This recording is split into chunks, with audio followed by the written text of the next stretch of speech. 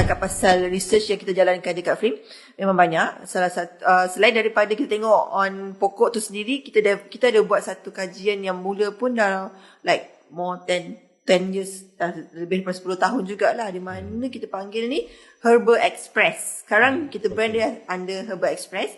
Asalnya kita orang nak tengok market punya herbal market punya landscape, industri macam mana, how banyak macam kita buat survey satu Semenanjung. Kita orang jalan setiap kampung cari orang-orang yang buat produk herbal, dan kita compose semua database, dah jadikan di dalam bentuk satu buku. Kita map kat mana ada industri herbal ni berkembang.